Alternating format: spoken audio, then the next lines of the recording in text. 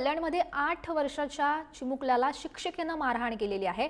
कल्याण पश्चिमेकडील शाळेतला हा धक्कादायक असा प्रकार। शिक्षिकेनं मारहाण करत मुलाला फरशीवर बसवलं। घटना सीसीटीव्हीमध्ये कैद झाली। आपला राग मुलावर काढल्याचा आरोप आता मुलाच्या वडिलांनी केलाय। दृश्य आपण सध्याही बघू शकतोय। शिक्षिकेनं मारहाण करत या मुलाला फरशीवर बसवलेलं होतं।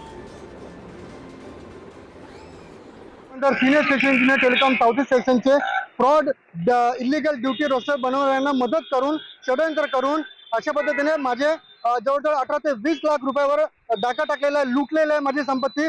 या विषयावर मी बऱ्याच वेळा कंप्लेंट केलेली आहे। तर त्या कंप्लेंटला मागे घेण्यासाठी मला माझ्यावर वेगळ्या पद्धतीचे अन्याय झालेले, अत्याचार झाले, तरी मी थांबलो नाही। तर मग माझ्या मुलाला जो माझ्या इथं शिक्षक 3ऱ्या वर्गामध्ये त्या छोट्या मुलाला मारहाण करण्यात येत होती, वारंवार मारण्यात येत होतं।